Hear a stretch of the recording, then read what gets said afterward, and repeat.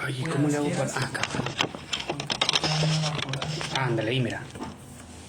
Ahí está perfecto. Y ahí estoy en... Ni sé. Sí. Digo que ando muy perdido. Bueno, deja ver si se escucha y se ve. Uh-huh. Ahí si alguien nos está escuchando y viendo, que nos hiciera favor de decir que se escucha y se ve todo bien.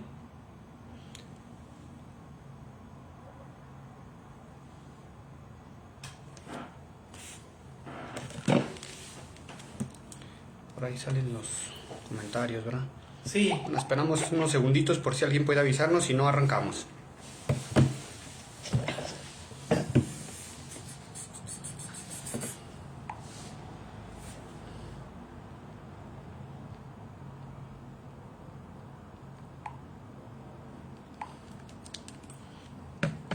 pues parece que se ve todo bien. ¿Sí? Sí, como Ok. quieras. Bueno, vamos a empezar entonces. Deja nomás apago esto porque si no va a sonar. Bueno, pues primero que nada, muchas gracias Juan de Dios por aceptar la invitación a venir a hablar de psicoanálisis, de otra parte de pioneros del psicoanálisis. Y pues bueno, te cedo la palabra, compártenos lo que quieras compartir.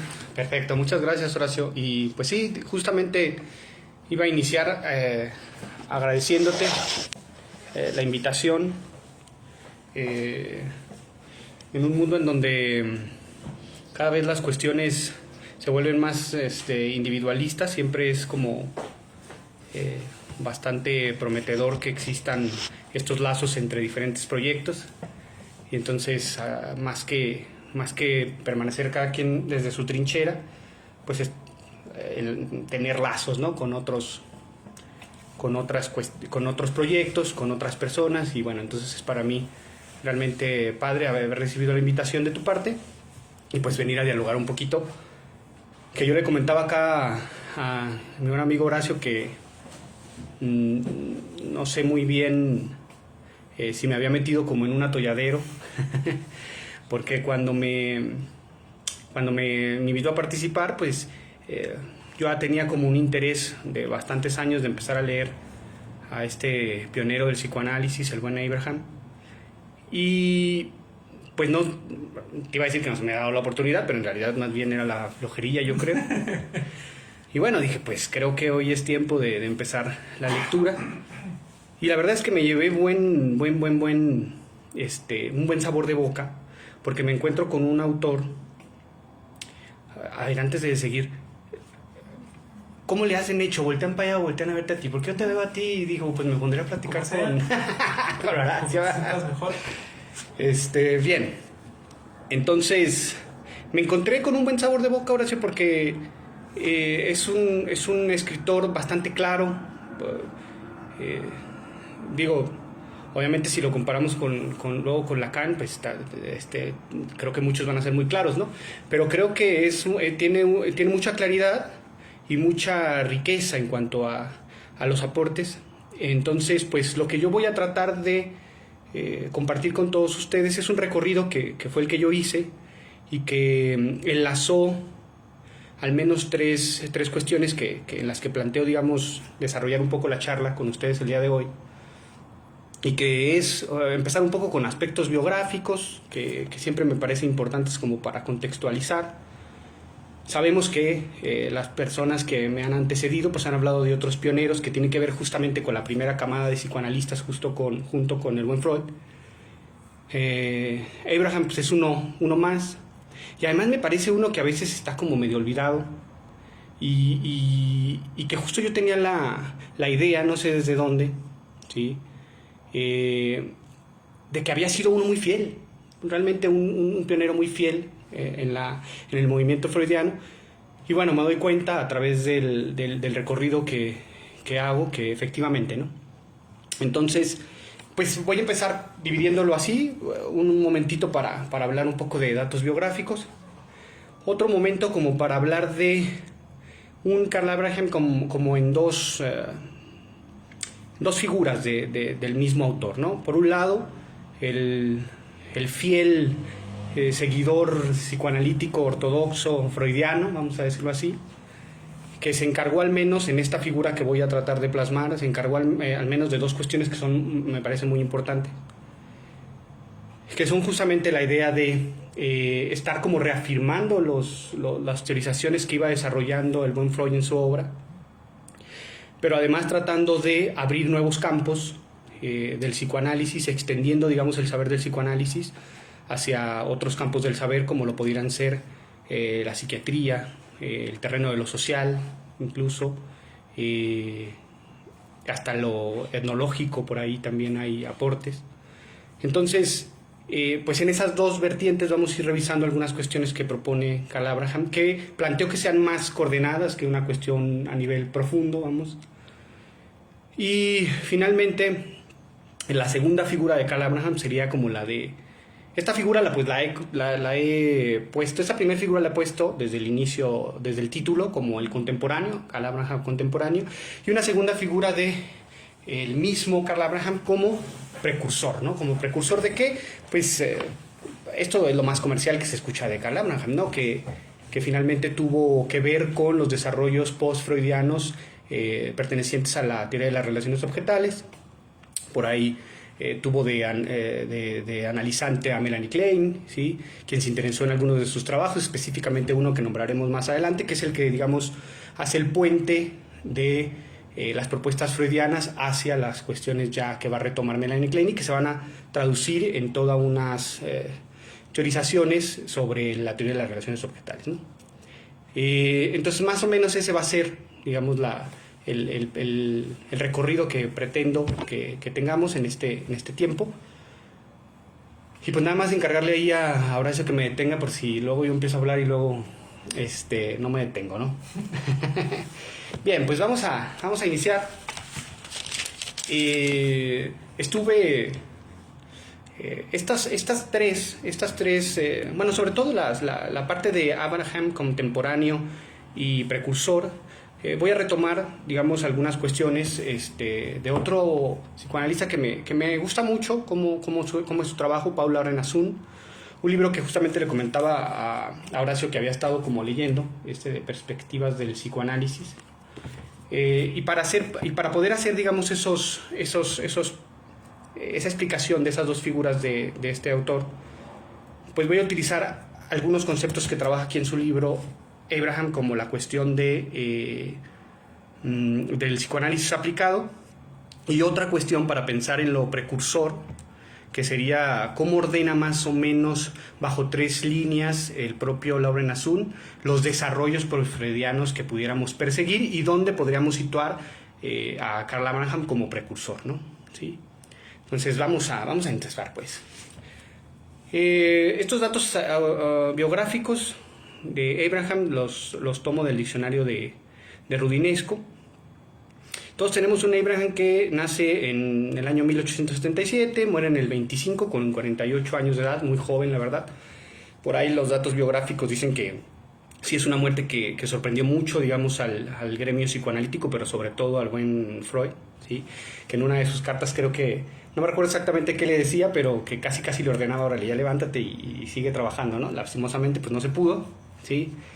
Entonces, pues, Abraham fue miembro de la generación de discípulos del padre fundador, obviamente, pionero en el desarrollo del psicoanálisis en Berlín, ya cuando el psicoanálisis empezó justamente en este movimiento psicoanalítico de expansión, ¿sí?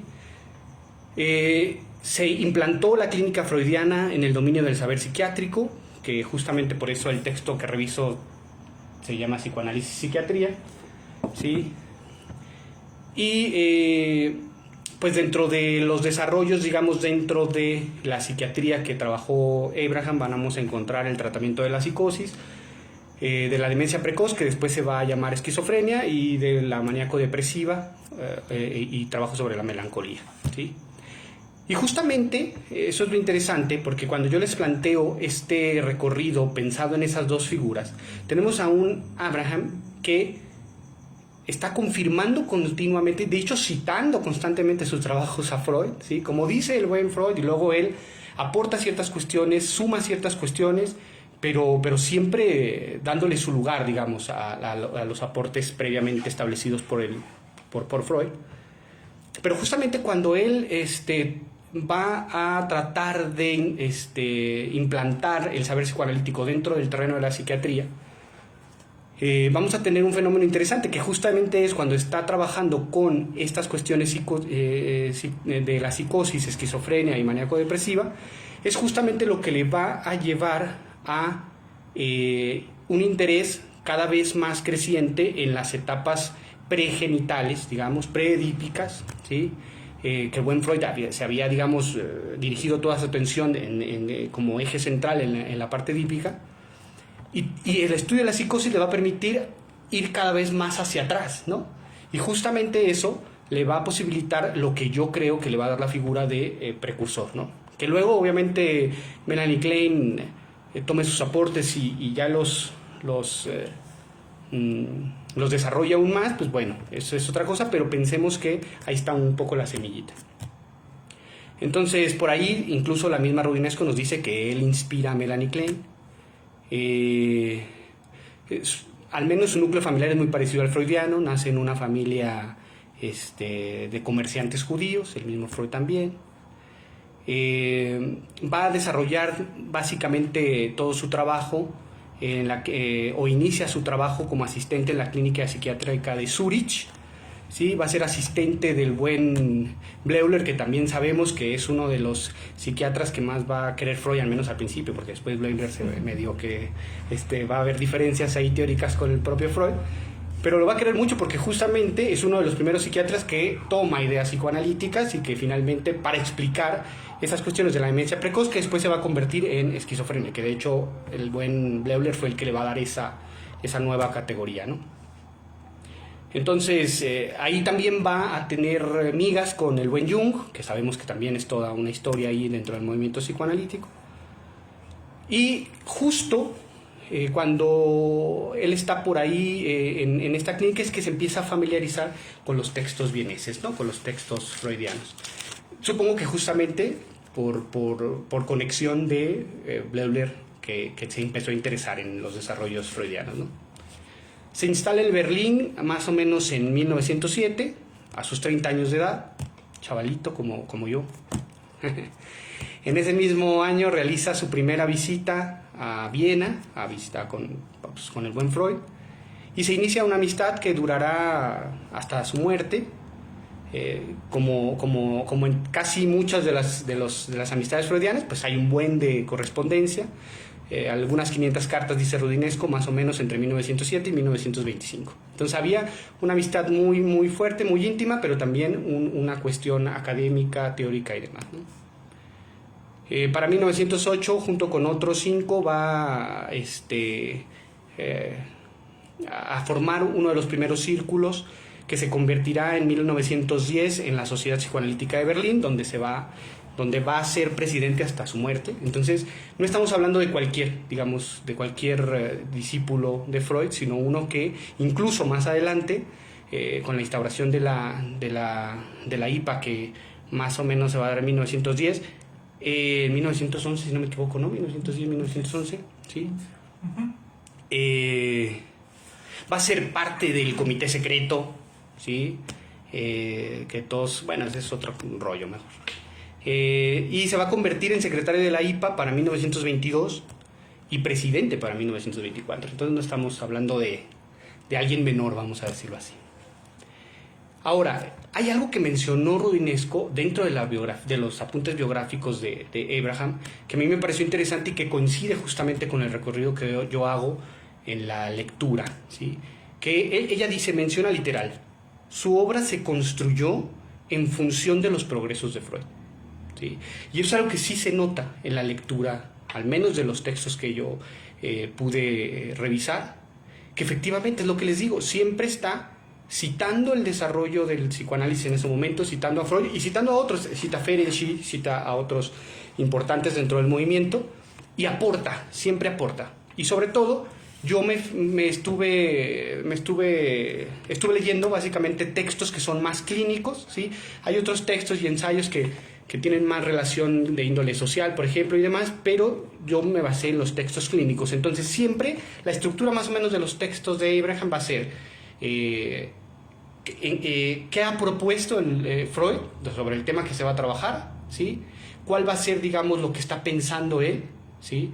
Desarrolla un poquito las ideas, sus aportes, y luego lo va a, digamos, demostrar, si lo podríamos decir así, con algunos casos clínicos, ¿sí? No son textos largos, ni los casos clínicos son muy largos, en realidad muestra 3, 4, 5 por texto, muy rápidos, solo como para ejemplificar las cuestiones que está teorizando, vamos, que está proponiendo, ¿no? Pero siempre justamente a partir de los progresos de Freud. Incluso hay un texto por ahí que va a tener mucho que ver y justamente surge en 1911 por ahí, en donde va a trabajar todo esto de los pueblos primitivos, y luego te das cuenta que Freud justamente para esos años estaba escribiendo Totem y Tabú, entonces como que van muy a la par, ¿sí? Bueno, eso es más o menos la primera parte, más o menos para que agarráramos un poco de contexto de quién estábamos hablando. Y Horacio, tú me interrumpes cuando quieras, si quieres preguntar, y todos los que están por allá, que yo no sé aquí dónde se ven los estos, pero bueno, ahí me avisas. Déjenme ver.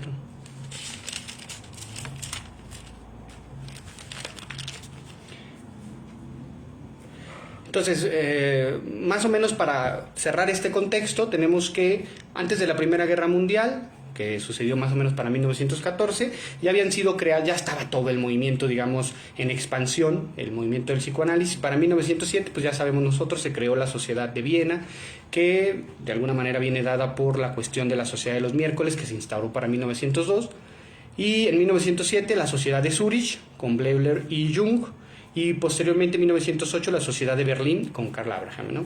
¿Sí? Para 1910 justamente la IPA, ¿sí? Y en 1912 el Comité Secreto, nomás para terminar de sellar, ¿no? ¿Sí? Bien.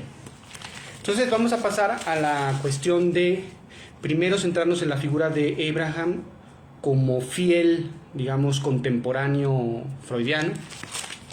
Y para eso les planteo primero, estaba debatiéndome un poco en cómo presentarlos, y presentar un recorrido más o menos de los textos que había yo abordado, y darles como ciertas coordenadas para que si ustedes quieren puedan ir profundizando o irse al texto tal cual, o centrarnos en uno o dos. Entonces dije, primero voy a hacer ese recorrido y si nos da tiempo pues nos centramos en alguno, ¿no? Entonces yo la figura de Abraham como contemporáneo la entiendo en dos sentidos: como confirmador de la teoría freudiana, ¿sí? En el sentido de la creación de un nuevo campo de estudio para explicar ciertos fenómenos, y dos, seguidor de objetivos freudianos en el sentido de introducir, por ejemplo, el psicoanálisis a la psiquiatría, que son dos cuestiones. Yo ahí divido, digamos, el interés en leer en los trabajos de Abraham, ¿no? Insisto, como confirmar las tesis freudianas psicoanalíticas, ¿sí? Y por un lado ayudar a Freud en los objetivos que el buen Freud tenía, ¿sí? Y aquí me quiero detener en una cuestión que plantea Asum, justamente. Déjenme, no la encuentro. Que tiene que ver justamente con la cuestión de psicoanálisis y psiquiatría. El encuentro de Freud con Jung justamente fue el que, al menos historiográficamente, renovó la esperanza de una alianza entre psicoanálisis y psiquiatría. Y me parece interesante que mencione la palabra renovó, porque creo que lo que está implicado en esa palabra sería que Freud ya quería que el psicoanálisis, digamos, tocara ese campo, que aportara algo, ¿sí? Pero pues había sido rechazado, ¿no? Entonces la clínica de Zúrich, con Bleuler, con Jung, permite que Freud pueda tener como esta expectativa de que haya ese espacio para el psicoanálisis dentro del campo psiquiátrico, ¿no? Para 1909, fíjense Freud va a manera de misión, y cito aquí textualmente del libro de Pablo Aranazún, le va a decir a Jung: vos seréis aquel que, como Josué, si yo soy Moisés, tomará posesión de la tierra prometida de la psiquiatría, que yo solo pude avistar desde lejos. ¿Sí? Entonces, hay dos elementos en esta cita, ¿no? Por un lado, Freud se siente extranjero, rechazado en una tierra que no la han dejado, digamos, pisar, pero al mismo tiempo con la expectativa, esperanza de que haya un otro como Jung, que ya está instaurado ahí en la clínica de Zurich, que ya está trabajando con Blödler, que también es pieza importante de que pueda haber psicoanálisis ahí, y avisorar, digamos, es que esa provincia de la psiquiatría pueda ser conquistada legítimamente por el psicoanálisis. Entonces, ¿cuál era el objetivo, al menos en aquel momento? Hoy es otro rollo, habría que pensar, digamos, si hoy todavía hay un interés, si hay un aporte, y cuál es el aporte, que creo que me adelanto un poco, pero es la reflexión final o la pregunta final, ¿no? A partir de estos aportes. Porque el objetivo en aquel momento, desde Freud, sería llenar lagunas, ¿sí? Es decir, que el psicoanálisis proporcionaría a la psiquiatría el fundamento psicológico que a esta le faltaba. ¿Sí? Ese, digamos, que era el interés, ¿sí? ¿Con qué? Con todas las teorizaciones sobre lo inconsciente, sobre la sexualidad infantil, sobre la cuestión de la represión, toda la metapsicología, digamos, freudiana en estos años, ¿no? ¿Sí?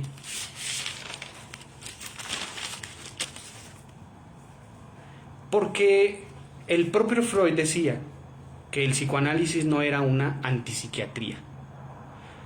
Él dice, en el psicoanálisis no hay nada antipsiquiátrico que pueda chocar contra la investigación psicoanalítica. Ahí va, ya conocen a Freud, ¿no? Son los psiquiatras quienes se oponen al psicoanálisis, no la psiquiatría. ¿Sí?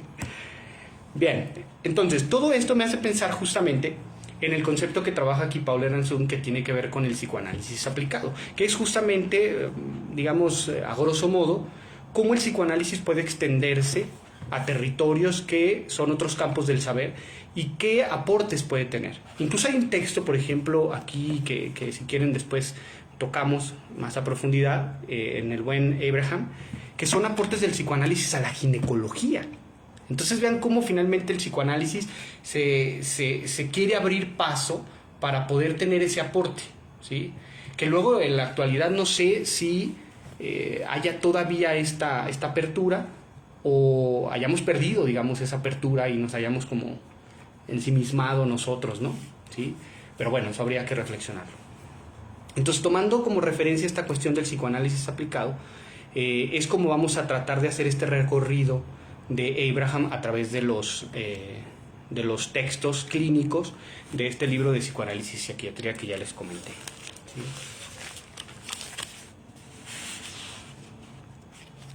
Entonces, solo para sellar un poco esto del psicoanálisis aplicado, nos hace reflexionar críticamente si hay aportes del psicoanálisis a las ciencias del hombre, de la cultura y de la sociedad. O sea, ¿qué aplicaciones puede tener el saber psicoanalítico en otros campos del saber? ¿Sí? En el caso de la psiquiatría, está llenar estas lagunas que aporta la teoría psicoanalítica, ¿sí? Bien.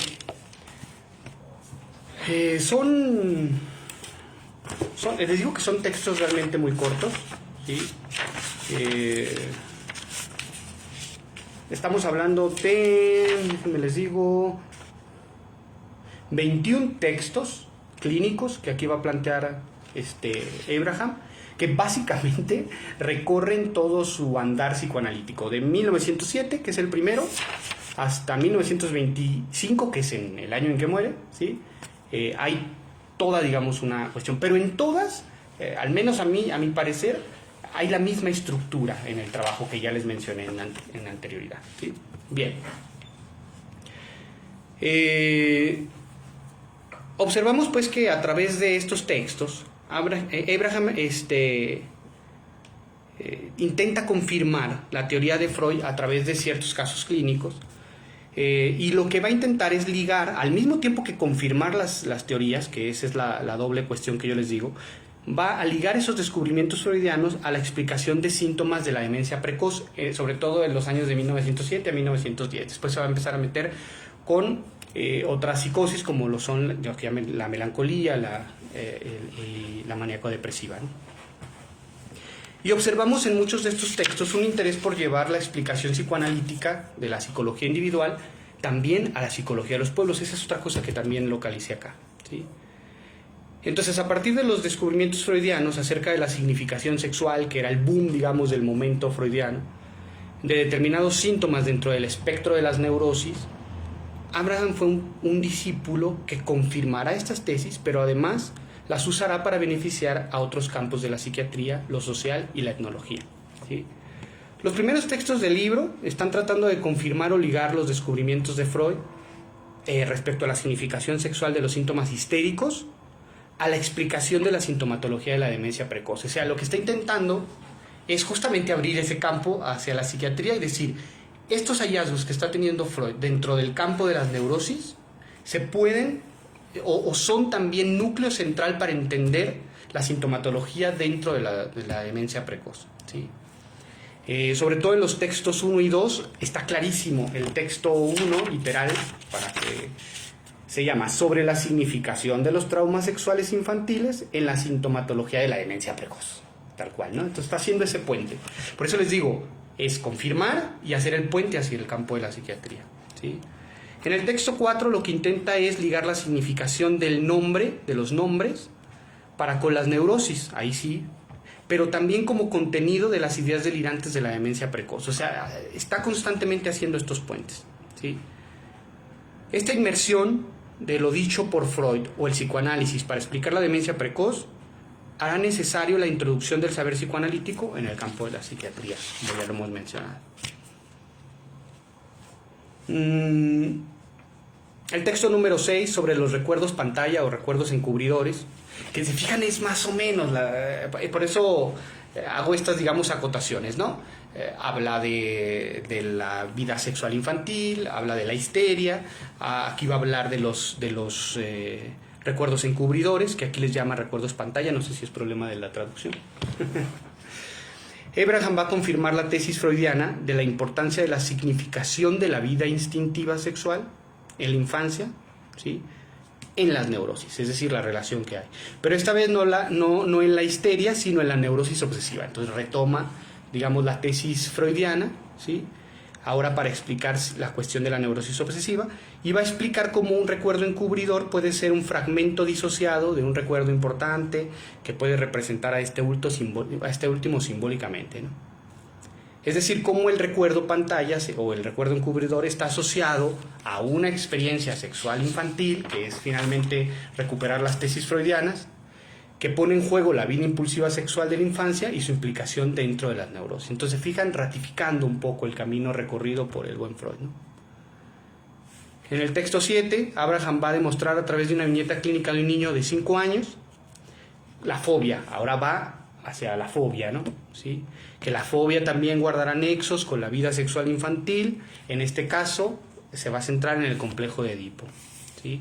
Va a volver a hacer hincapié en las fijaciones de la libido, en los primeros objetos, madre-padre, y citando a Freud, aclara citando a Freud que las neurosis no todo el deseo sufre represión, que el deseo del niño de estar con su madre no se reprime, lo que se reprime es su deseo incestuoso de poseerla. O sea, un sinfín de cuestiones que va a ir como trabajando de la mano del desarrollo freudiano, ¿sí?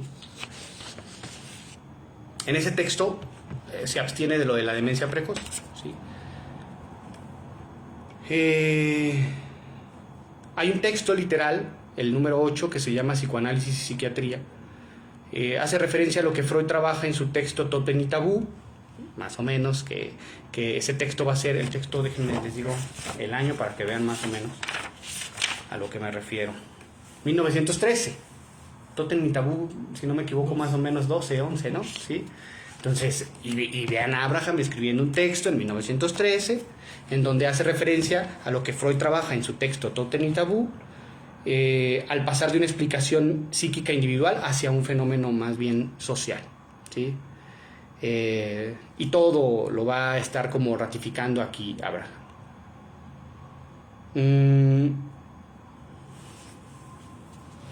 En el caso de este texto, Abraham va a hacer un salto, va a explicar psicoanalíticamente la psicología individual, tanto en neuróticos como en psicóticos con demencia precoz, a partir del fenómeno de que en ambos pacientes aparece una tendencia de hablar aquí de los abuelos, aun cuando estos no son figuras relevantes de su historia. Esto lo va a hacer desarrollar la idea de cómo el niño se va a liberar del complejo paterno-materno. Se va a hablar del complejo paterno, que es justamente una de las cuestiones importantes en Totem y Tabú, entendiendo como una fijación de los libidos a los padres, anormal desde una cuestión económica, ¿sí?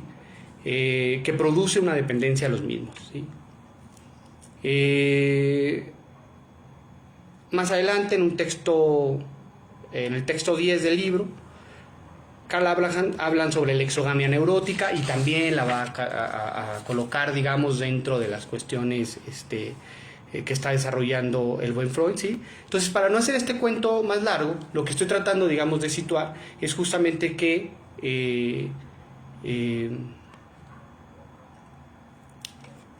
incluso Abraham va a estar mencionando, en este texto menciona, que la exogamia, por ejemplo, va a dejar de tener solamente una significación que en aquel momento se le atribuía a lo genético, porque el psicoanálisis abre un campo para añadir una significación psicológica con todos los desarrollos de la sexualidad infantil, ¿sí?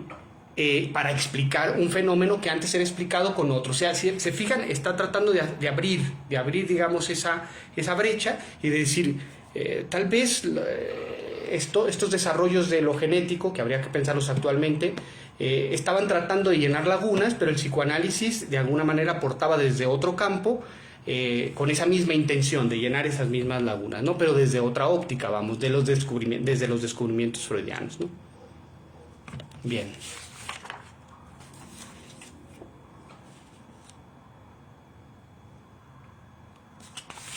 Y así vamos a tener todos los trabajos. Bueno, creo que con este recorrido, queda, digamos, claro esta cuestión de la figura de Abraham como ratificador de la teoría freudiana.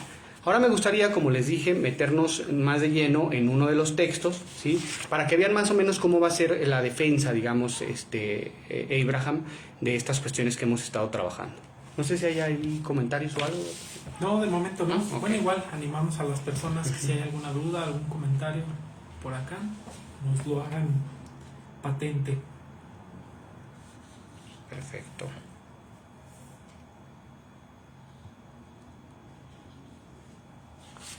Bien. Entonces, miren, vámonos a un texto el inicial de 1907, que ese nos va a ayudar, digamos, a entender cómo está tratando de hacerlo Abraham. Este texto se llama La significación de los traumas sexuales infantiles en la sintomatología de la demencia precoz. Y ahí, insisto, lo que va a narrar Abraham es los síntomas de la histeria, en la histeria. Ya se ha demostrado por Freud que tienen un interés, que hay un núcleo, digamos, específico en su formación que tiene que ver con la significación sexual que data de la más temprana infancia, ¿sí? Y lo que va a intentar hacer es, si estos síntomas que se observan en la demencia precoz tienen esa misma significación o esa significación sexual juega un papel importante dentro de, ¿sí? Inicia literalmente el texto, que es algo que yo les he mencionado ya desde el principio. Vean cómo inicia. Según la teoría de Freud, así casi inicia todos sus textos, ¿sí? Y ahí sintetiza un poco lo que Freud habla sobre la cuestión de la importancia de la significación sexual, ¿sí? Y va a tratar en este texto de homologar o ver si existe analogías entre la histeria y la demencia precoz de Bleuler y Jung en términos de si la sexualidad juega un papel predominante y si operan los mismos mecanismos psíquicos que plantea Freud para con las neurosis, ¿sí? Volvemos a la misma situación de que el psicoanálisis entre dentro del campo de la psicosis. La hipótesis de Abraham es indagar si la sexualidad infantil se expresa en los síntomas de una posterior irrupción de la demencia precoz, de la misma manera que Freud lo demostró en la histeria, ¿sí? La respuesta la va a hacer a través de ciertos casos clínicos, en donde sobre todo va a encontrar ciertas relaciones del contenido de las ideas delirantes con las cuestiones de la vida, de ciertas cuestiones pasadas, pretéritas del individuo, que tenía que ver con justamente su desarrollo sexual infantil, ¿sí? Va a retomar ciertas cuestiones como por ejemplo la experiencia infantil de violación, que es un trauma anterior a la pubertad en uno de los casos clínicos que trabaja ahí, si ha determinado esa experiencia sexual, el contenido de las alucinaciones e ideas delirantes que ha tenido el paciente en cuestión, ¿sí? Y lo que va a darse cuenta es que efectivamente el contenido de los delirios tiene que ver mucho con estas cuestiones de la sexualidad infantil, y sin ese trauma, va a decir, el paciente se hubiera mantenido mentalmente sano. Va a llegar, digamos, a esa conclusión, ¿sí? Otra hipótesis, a través de otro caso, por ejemplo, va a decir que la fuerte excitación sexual que experimentó un sujeto a los 23 años volvió a despertar un recuerdo de la primera experiencia sexual que había tenido en la infancia desde un intento de abuso sexual. Si se fijan, aquí estamos hablando todavía mucho de la cuestión del trauma sexual. Estamos hablando de un texto de 1907 que justamente coincide con los desarrollos freudianos sobre, todavía muy de lleno en esta cuestión de las experiencias sexuales en la infancia, ¿no? Digamos, vividas realmente en la infancia. En este mismo caso, a los 33 años, no, perdón, en otro caso, a los 33 años, fracasa el matrimonio de un sujeto, al mismo tiempo se está casando su hermano menor, y vuelven unos ciertos ataques de sofocación que a esa persona le daban desde muy niño, ¿sí? Pero se le añadieron ideas delirantes, es decir, se formó todo un sistema delirante y se formó la demencia precoz, ¿sí? Y justamente también en este caso encuentra que hay relación entre un trauma sexual infantil con el contenido de esas ideas delirantes como tal. Lo que divide, digamos, estos casos a Abraham va a ser que los síntomas, en uno de los casos, los síntomas le siguieron directamente al trauma sexual, o sea, luego, digamos, se activó la cuestión sintomatológica, pero en otros casos los síntomas surgieron mucho después del evento, como en el caso de la persona de los 23 años, que al vivir una cuestión que se asocia con un trauma del pasado, pues revive toda esta cuestión, y ahí empezó su sintomatología, ¿no? Pero sobre todo, acuérdense, estamos hablando de pacientes que él veía en la clínica que eran diagnosticados con demencia precoz, no con histeria, no con neurosis obsesiva, no con estas cuestiones neuróticas. Los síntomas principales que encuentran en algunos casos clínicos son delirios que tienen un simbolismo sexual, y nuevamente cita Freud, ¿sí? Esto él va a decir que mucho de la cuestión del simbolismo sexual, que tiene que ver justamente con la experiencia infantil, la experiencia sexual infantil, va a deberse o a un trauma sexual o a una sexualidad anormal, que esto ya, cuando lo lee uno, pues dice, bueno, a la luz de ahora, escuchar estos conceptos es como medio chocante, ¿no? Pero digamos que para aclarar un poco, él le va a llamar sexualidad anormal a una aparición prematura de la libido, o a fantasías patológicas sexuales muy prematuramente que excluyen cualquier otro pensamiento consciente. Es decir, un ejemplo clínico que él maneja ahí es un niño que siempre se sintió excitado desde muy pequeño por la visión de mujeres, ¿sí? A eso le va a llamar, digamos, a una aparición prematura, ¿sí? No solamente va... Y lo único que está tratando de decir Abraham aquí es, no solo tiene que ver con traumas, en el sentido de abusos sexuales, violaciones, sino también con un despertar sexual temprano, que era una hipótesis muy, muy fuerte en aquel momento, ¿no? ¿Sí? Vuelve a citar a Freud, nos dice, sabemos por investigaciones de Freud sobre los sueños, cómo los deseos infantiles reaparecen en los sueños de los adultos. Lo mismo vale para las alucinaciones en la demencia precoz. Ahí, digamos, hace el puente, ¿no? Lo que teorizaba Freud, que a partir de los sueños expresaban ciertos deseos infantiles, él va a decir, en la demencia precoz, los delirios, las alucinaciones, son expresiones de ese mismo contenido. Y ahí termina por lograrse este puente entre lo que puede aportar el psicoanálisis a la cuestión de la psiquiatría, ¿no? Hasta ahí voy a dejar este texto y nos vamos a un texto que no es propiamente dentro de la cuestión psiquiátrica, pero que ahí me parece que se ve mucho más directo cuál es el objetivo de extender el psicoanálisis. Y es revisamos un texto de 1907, ahora nos vamos a un texto de 1925, Psicoanálisis y ginecología. Este texto nos va a ayudar a pensar lo que Asum denominó justamente como psicoanálisis aplicado, y Abraham dice, es una conferencia de hecho este texto, y es una conferencia dictada a ginecólogos, a médicos, ¿sí? Les se ha ofrecido una idea general de lo que el ginecólogo necesita saber acerca de la psicoterapia para los fines de su propia materia. aquí el psicoanálisis sería aplicado a la ginecología, ¿no? ¿Sí? Abraham hablará aquí sobre la especial importancia que tiene para la ginecología el método psicoanalítico, ¿sí? Lo primero que va a hacer es retomar un poco cuáles son los planteamientos, digamos, nucleares del psicoanálisis. Nos va a decir que Freud fue uno de los primeros que se interesó más en la vida psíquica de los pacientes, que encontró justamente por ese interés un origen psíquico de los síntomas nerviosos, lo que le llevó cada vez a explorar los periodos más tempranos de la vida de sus pacientes, y en ese recorrido, digamos, encontró la importancia de los impulsos reprimidos, de los deseos, de estos recuerdos, digamos, en lo inconsciente, que han desaparecido de todos ellos de la conciencia, ¿no? Y que justamente después de ahí él va a teorizar que son este contenido inconsciente es la fuerza motriz de la enfermedad, vamos a decirlo así. Por lo cual se hizo importante el estudio general de las fuerzas instintivas o la pulsión, digamos, porque aquí la traducción sí es instinto, ¿sí? En especial de este impulso sexual y de su importancia teológica dentro de las neurosis. El psicoanálisis posteriormente no solo va a estudiar los impulsos sexuales, sino los impulsos del yo, y se creó una psicología completamente nueva, y dice aquí Abraham, demostrando la influencia de los elementos reprimidos y por tanto inconscientes de la vida instintiva sobre ciertos procesos psíquicos, lo cual lo convirtió, además de una terapéutica, en un método de investigación en psicología y en una ciencia, digamos, a palabras de Abraham. Ahora, estas son las preguntas que serían interesantes hacernos en función de otros campos del saber.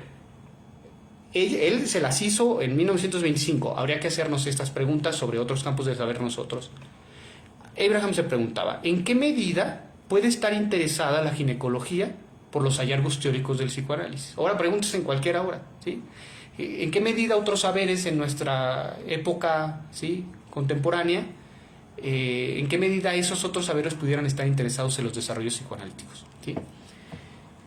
Y en qué medida también habría que ver cómo puede estar interesada, en este caso la ginecología, en los resultados terapéuticos, por ejemplo, ¿no?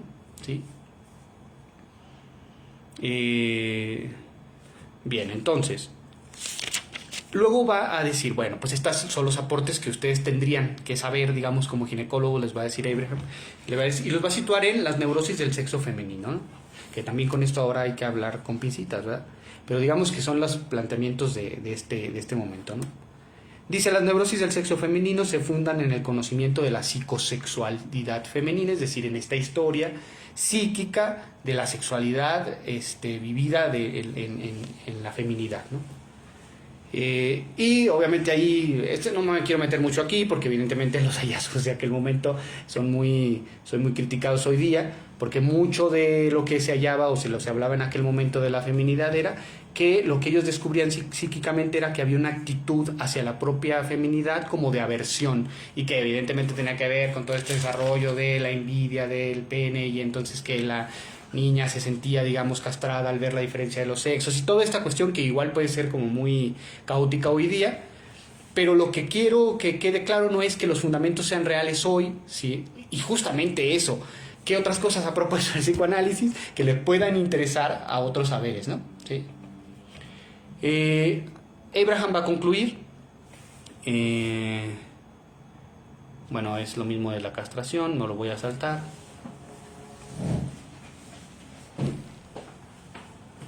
El chiste es que al final él va a explicar, digamos, todo lo que le puede interesar a un ginecólogo si se reúnen todos los diversos ejemplos de los modos en que las mujeres pueden rechazar su feminidad bajo el término del complejo de castración. Esto permitiría ver claramente cuántos de los trastornos en la práctica de la ginecología pueden originarse en las fuentes psíquicas. Es decir, lo que está tratando de hacer Abraham es que el psicoanálisis propone ciertos desarrollos teóricos acerca de la psicosexualidad, la vida sexual femenina, la vida psicosexual femenina. Ha descubierto ciertos hallazgos, ¿sí?, que hoy podemos estar de acuerdo o no, pero en aquel momento les decía, ¿cuántas de las mujeres que llegan a su consulta y explican determinados trastornos o determinadas cuestiones, ¿sí?, tienen que ver con estas cosas que nosotros estamos desarrollando dentro del campo psicoanalítico.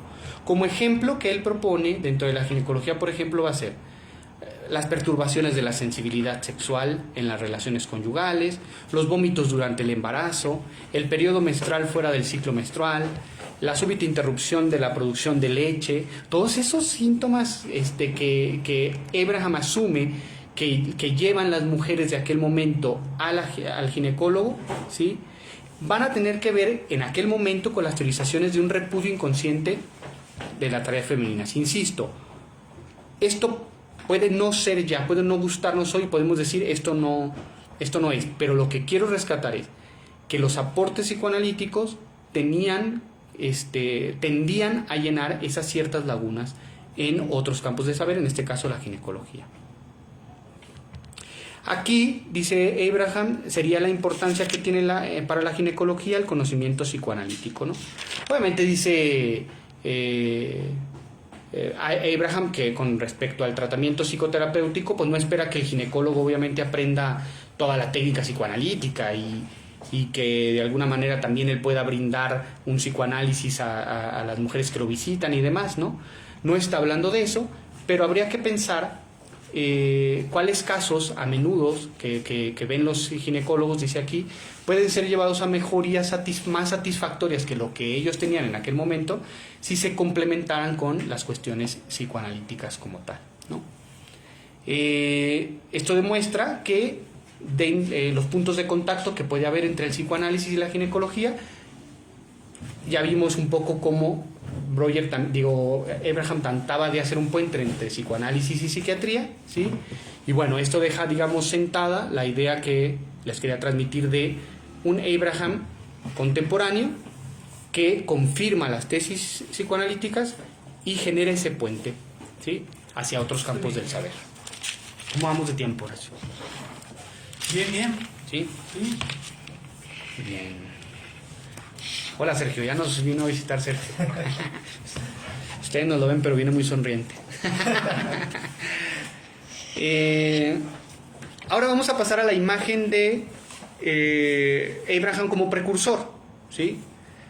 Y ahí tenemos que hablar obviamente de lo que es la herencia freudiana, cuáles son los destinos del psicoanálisis, lo que conocemos como las cuestiones postfreudianas, ¿sí? Y las preguntas que actualmente nos podríamos hacer es ¿qué cosa tan notable ha ocurrido en la posteridad psicoanalítica del aporte freudiano, ¿no? ¿Qué cosas, qué recorridos hemos hecho a partir de que nuestro buen Freud nos dejó, ¿sí? Y entonces hay que pensar los aportes freudianos, nos dice Paula Aruena-Nazún, en 3 líneas al menos. Estas 3 líneas serían la línea del objeto, en donde vamos a situar justamente uno de los trabajos de Abraham y los desarrollos posteriores en la teoría de las relaciones objetales, en la línea del sujeto, ¿sí?, y en la línea de la alteridad o de la relación, ¿sí? En estos dos que no nos vamos a meter, pero digamos en la línea del sujeto podemos pensar hasta incluso Lacan, ¿sí? Y la línea de la alteridad o la relación, pues todas las desarrollos, digamos, incluso un poco más psicológicos, ¿no?, que hay Margaret Mahler, que se enfocan en la relación y en esta cuestión del logro de la diferenciación y cosas por el estilo. Pero donde nosotros nos vamos a centrar, porque es ahí donde vamos a ubicar la figura de Abraham, es en la línea del objeto, ¿sí? Entonces vamos a pensar cuáles son las figuras postfreudianas en esa línea, ¿sí? Lo primero que hay que entender para justamente armar este puente ahora y pensar a Abraham como precursor, es que hay un desplazamiento del interés hacia el objeto que acabará por producir como una especie de mutación de la metapsicología postfreudiana. En esto los pioneros son, y aquí ya tocaron a Ferenczi, que también lo pone aquí Pablo Aruena-Nazún desde esta línea del objeto, pero también lo pone a Abraham, ¿no? ¿Con qué concepto en específico pone a Abraham en estos precursores postfreudianos, digamos, desde la línea objetal? Con el amor parcial del objeto, ¿sí? Y este amor parcial del objeto lo vamos a ver desarrollado en un texto que se llama Ensayo de una historia del desarrollo de la libido sobre el fundamento del psicoanálisis de las perturbaciones psíquicas. Ahora qué bueno que en metodología de investigación nada más nos dejan 15 palabras para los títulos, ¿no? Este texto es de 1924. Insisto, Ensayo de una historia del desarrollo de la libido sobre el fundamento del psicoanálisis de las perturbaciones psíquicas. Y en este vamos a hablar sobre el amor parcial del objeto, ¿sí? En este texto, Abraham va a realizar una sistematización de la teoría de la libido freudiana, va a profundizar más en cada fase del desarrollo libidinal y va a utilizar este concepto de relación de objeto, y además hay un puente hacia, que parece que es lo mismo pero no es lo mismo, de relación de objeto hacia relación con el objeto, ¿sí? Que de alguna manera va a ser, como entendamos, el puente entre los planteamientos freudianos, porque no quiere decir que no hubiera concepto de objeto en Freud. Por supuesto que hay, y está la relación de objeto justamente, ¿no? ¿Sí? Pero en las cuestiones, digamos, post-freudianas, en teoría de las relaciones objetales, vamos a encontrar una relación con el objeto. O sea, como haciendo más énfasis en las cuestiones incluso reales, ¿no? Del objeto como tal. Esta dimensión no está, insisto, el concepto de objeto no está ausente en Freud, ¿sí? Pero para Azul, Abraham la promueve más, ¿sí? Entonces, por ejemplo, Abraham va a pasar de amor de objeto de Freud hacia amor parcial, y luego de amor parcial hacia objeto parcial, ¿sí?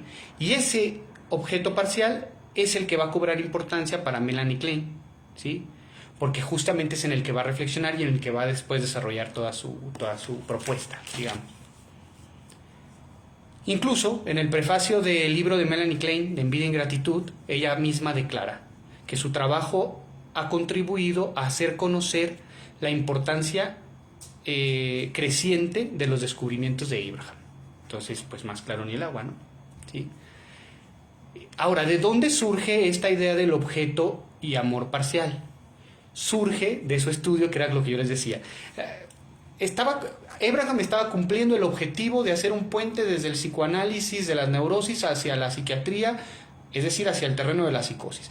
Y en ese puente, además de conquistar la tierra prometida de la psiquiatría, al estudiar la psicosis y la melancolía, descubre el objeto y el amor parcial, ¿sí? Conceptualiza estos dos elementos. En la psicosis maníaco-depresiva, la relación de objeto canibalesca, que aclara el sadismo oral, que son todas estas, digamos, subfases dentro de la misma cuestión que había propuesto Freud, pero que añade, digamos, el buen Abraham. El duelo patológico en la melancolía, la introyección del objeto perdido. Y hablar de introyección del objeto perdido, pues ya nos está haciendo, digamos, alusión a conceptualizaciones que más adelante vamos a escuchar mucho con Melanie Klein, ¿sí? Y entonces esto va a ser todo este desarrollo de el estudio de la psicosis, que lo va a llevar a todas estas conceptualizaciones, lo retoma Klein para hablar de posiciones de objeto, que ya sabemos que son paranoide, esquizoide y depresiva, ¿no? ¿Sí? Entonces, lo más importante de esto es que entonces la clínica de la psicosis va a ser la que le informe a Abraham sobre las fases más precoces de la libido, ¿sí? Y sobre una relación arcaica con el objeto. Ya no estamos hablando del objeto de amor en el Edipo de Freud, sino en fases previas a la cuestión edípica, ¿sí? Entonces, ¿cuál es la diferencia entre el objeto de Freud y los desarrollos postfreudianos, ¿sí? En donde Abraham, vamos a situarlo como precursor, es mientras que en Freud el objeto era el medio de la satisfacción, la forma en cómo esa libido, digamos, encontraba cierta satisfacción, siempre obviamente parcial, no total. Es decir, el objeto le ayudaba a encontrar la supresión de cierto malestar que en su fuente, de la supresión del malestar, en su fuente, en las corrientes postfreudianas, lo que va a plantearse es que se organiza una relación mucho más compleja. Se va a empezar a hablar de un objeto interno, de una relación sujeto-objeto, de dentro y fuera, se va a hablar activamente por medio de mecanismos defensivos, de proyección, introyección, todo este rollo del proceso de internalización que tiene que ver con cómo el niño, a través de justamente sistemas de fantasías y demás, va a estar internalizando a los objetos de afuera, los va a hacer suyos, ¿sí? La relación de objeto pasa a ser una relación con el otro, que era la diferencia que yo les planteaba. La relación de objeto pasa a ser una relación con el objeto. ¿Cuál objeto? El objeto madre. Esa madre como objeto parcializado, no total, que desarrolla muy bien Klein, y que luego se va poco a poco a convertir en total, ¿no? ¿Sí? Entonces ahí encontramos ese puente en donde Abraham es precursor, digamos, también. Entonces tenemos estas dos elementos ya, digamos, establecidos, que era lo que yo quería comentarles a todos, o dejar claro a todos ustedes, cómo, vuelvo a repetir solamente para ir cerrando, la idea justamente de un Abraham que, siendo fiel contemporáneo de su maestro, siendo fiel discípulo de Freud, termina justamente por los mismos mandatos de Freud haciendo unos descubrimientos y planteando algunas conceptualizaciones que justamente más adelante van a ser utilizadas como elementos para pensar el psicoanálisis desde otro lugar o de otra forma en esta línea objetal, ¿sí? Y bien, creo que ya solo traía una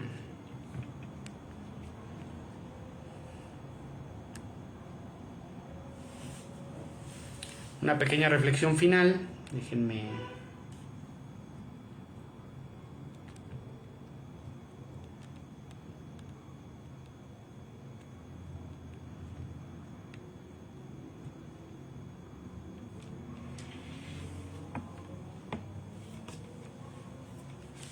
Entonces, la reflexión final surge de la pregunta, al menos, porque en este doble movimiento de contemporáneo y precursor tenemos dos movimientos que me parece que son relevantes pensarlos en nuestra propia práctica del psicoanálisis, ¿no? O sea, podemos estar ratificando ciertos elementos teóricos que seguimos trabajando como con el psicoanálisis contemporáneo, pero no perdamos de vista que también podemos estar construyendo nuevos puentes hacia otros, no solamente en el sentido que ya hemos visto de aportes a otros campos del saber, que también ahí queda la pregunta de si el psicoanálisis sigue aportando o no, o se encerró en sí mismo y demás, ya cada quien reflexiónelo, ¿sí? Sino también en esta cuestión de el psicoanálisis ha perdido fuerza en ese aporte a otros saberes, en esa apertura hacia nuevos planteamientos, ¿sí?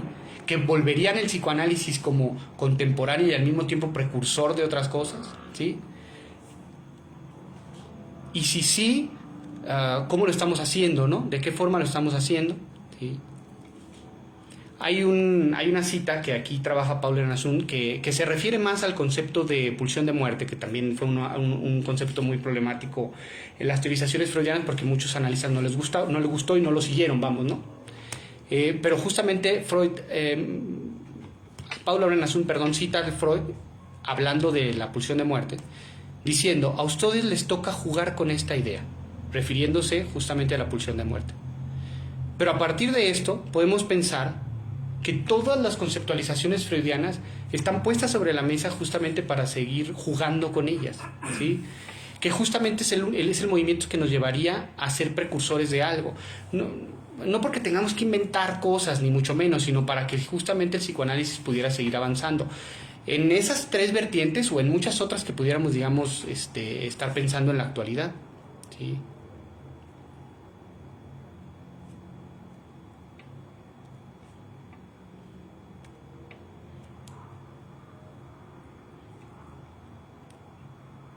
Déjenme. No, creo que hasta ahí. Entonces, los dejaría con esa pequeña reflexión.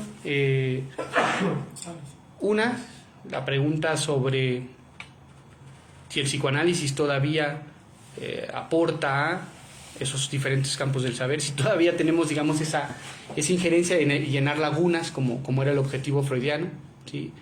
Porque obviamente si pensamos en las cuestiones de críticas actuales, que algunas habría que tomarlas en serio, otras no tanto, justamente la cuestión del psicoanálisis luego se piensa como que ya pasó, ¿no? Que ya no hay aportes, que hay críticas incluso que se sigue leyendo autores de no sé qué, que no necesariamente leer a otros autores tiene que ver con estar fijados en los desarrollos de ese momento, porque se leen a otros autores también no para revivir a los muertos, sino para justamente incluso poder pensar, rellenar lagunas de esos otros autores pasados, pensar las cosas a nuestras concepciones actuales y demás, a las problemáticas o el malestar actual de hoy, pero justo pensar si hemos o no, como ya no sé qué línea seríamos de analistas postfreudianos, ya 100 años, ¿va? Tiene psicoanálisis, entonces ya es mucho, ¿sí? Hoy, ¿cuál es el estado del psicoanálisis, no? ¿Sí? En esta doble concepción, como qué cosas ratificamos diariamente en la clínica y qué cosas de alguna manera podemos seguir pensando que nos pueden llevar a aportar a otros campos o incluso a descubrir otras cuestiones, ¿no? Entonces, pues ahí quedaría yo mi charla. No sé si hay un comentario de acá de los que están presentes. Pues primero, animamos de nuevo a la gente que elabore sus preguntas, comentarios y demás. Y cuando menos yo pensaría mucho en que inclusive qué tanto pueden dialogar estos sujetos. Porque si bien nos podemos encontrar infinidad de cosas, como ya lo mencionaba Juan de Dios, al respecto de algunos planteamientos ya muy problemáticos en la actualidad, como esto de las neurosis femeninas, la vida del pene y demás, el hecho de llevar psicoanálisis a un campo médico como la ginecología, por ejemplo, o a otro aún más problemático como la psiquiatría, para intentar rellenar lagunas o aportar, ¿no? Ya es en sí mismo curioso y hasta como cosas que ya no se ven, ¿no? Como cosas ya así, peculiaridades históricas aparentemente. Claro. Creo que incluso eso nos plantearía otra vez si entonces deberíamos de revincularnos, por ejemplo, con la ginecología u otros campos o qué sé yo. Creo que eso también, bueno, a mí me daría curiosidad en el sentido de que de si esa también debería de ser una posición, una tarea. Sí. Y que es una tarea doble, porque podría ser un diálogo, podríamos esforzarnos nosotros en revincularnos, pero si no existe justamente ese diálogo de ida y vuelta, o sea, ¿qué tanto los otros campos ven en el psicoanálisis algo que les pueda aportar? Y hablando del campo de la salud, vamos a pensarlo, ¿no? ¿Sí? Que porque también hay aportes del psicoanálisis a lo social, también hay aportes a... Pero digamos, si nos vamos más a la parte clínica, vamos a pensarlo así, ¿cómo nos están viendo de afuera también, no? ¿Sí? No solo si nosotros deberíamos de vincularnos, que me parece una cuestión... Creo, no sé... Creo que lo que sí es, al menos sería mi posición, no sé si revincularse sería, digamos, literal una tarea, un objetivo, que sí era un objetivo al parecer para Freud, pero al menos sí tener en cuenta otros desarrollos, ¿no? Porque estamos hablando con, que finalmente se va a escuchar muy cliché, pero pues recibimos seres biopsicosociales dentro de nuestra clínica y tal vez a veces dejamos de ver ciertas cosas que tienen que ver, que podríamos estar viendo si hubiera justamente una interrelación real, un diálogo real con otras disciplinas que trabajan con el sujeto, enfermo o como queramos llamarlo, ¿no? Entonces, pues sí valdría la pena el replantearnos eso. Pero no sé si hay algún otro comentario por ahí.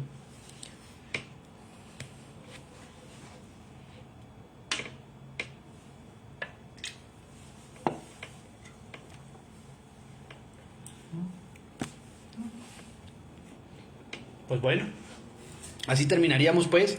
Si hay un comentario, pues ahí lo cuelgan en las redes, y estaré al pendiente, digamos, para pensarlo. Sin más por el momento, pues agradecerte nuevamente, Horacio, por estos espacios, que me parece que son espacios importantes para la transmisión de nuestro campo, justamente, que es el psicoanálisis, pero que de alguna manera también, fíjate que esa es otra, porque luego terminamos dialogando con nosotros mismos, con nuestros colegas, ¿sí?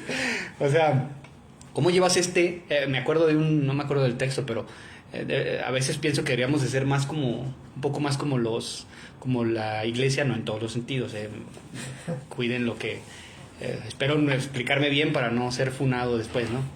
En el sentido de que decían este autor, la iglesia es muy, muy, muy, muy inteligente porque tiene dos discursos. Tiene un discurso teológico para los sacerdotes, teólogos y que estudian esa filosofía de lleno y demás, y tiene un discurso para las masas, ¿no? Claro, tal vez con objetivos diferentes a los que nosotros pudiéramos tener, pero cómo este diálogo psicoanalítico también se puede hacer con la masa, ¿no? ¿Sí? ¿Qué aporta el psicoanálisis justamente al individuo que anda por ahí, ¿no? Que no necesariamente es médico, psicólogo, psiquiatra, ginecólogo, ¿sí? ¿Qué podemos de alguna manera aportar? ¿Qué importancia tiene el psicoanálisis, el campo del psicoanálisis hoy día, ¿no? Creo que con ese espíritu me quedaría, ese espíritu freudiano de, no sé si Freud tenía por cuestiones más personales, ¿no? De conquistador y todo este rollo, que seguramente hay de eso, y que seguramente cuando yo lo propongo también hay igual de eso, ¿no? Sí, pero sí creo que justamente cierta tendencia posmodernista es menos diálogo, más aislamiento, ¿no? Cada quien desde su trinchera, pensando sus cosas desde su lógica muy particular, ¿sí? Y medio para lo único que salimos a dialogar es para criticar al otro, ¿sí? Y para decirle que eso no es lo que debería ser, o miles de cosas, pero no justamente para un esfuerzo, ¿sí? Y que no lo dije, pero tampoco es que haya sido fácil quién sabe si realmente hubo una conquista del terreno de la psiquiatría. Yo creo que no, yo siempre que hubo resistencias a eso, ¿no? Supongo que 2, 3, como hoy día psiquiatras, médicos confían, digamos, en los aportes desde el psicoanálisis y piensan su clínica también con algunas cuestiones que el psicoanálisis aporta, pero no sé si hay justamente una apertura tan amplia como para ese diálogo, y no en una queja de nosotros los psicoanalistas, sino de todos los campos, porque hay mucha cuestión del diálogo, de lo interdisciplinario. Creo que hasta el problema es que nos estemos todavía preguntando si valdría la pena hacer diálogo, ¿no? Y ya desde ahí habla de cómo está establecido el discurso. Sí. Porque creo que la respuesta es medio obvia, ¿no? Valdría la pena, tal vez, pero seguimos encerrados en la trinchera, ¿no? Y lo interesante, nada más, se va a escuchar tal vez muy mal el comentario, pero es que el psicoanálisis podría explicar por qué no. Desde su trinchera podría explicar por qué ese diálogo parece imposible, ¿no? Sí. Pero bueno, pues un gusto, insisto, es platicar un ratito con todos ustedes, y pues sigan más conferencias, ¿no? Entonces pues sigan las publicaciones con diálogos que yo ya no sé qué es diálogos psicoanalitos de Pimeleya o centros de estudios de Pimeleya, pero como la página la hice hace mucho y nada más le puse ese nombre por ponerle algo, no he podido cambiar el nombre en Facebook. Okay, porque dije, bueno, ¿a quién? Bueno, pues ahí está, ¿no? Síganlo. Y bueno, pues nos vemos. Un gusto. Pues muchísimas gracias por acompañarnos, Juan de Dios. Y pues seguimos ahí en contacto. Juan de Dios responderá a comentarios futuros.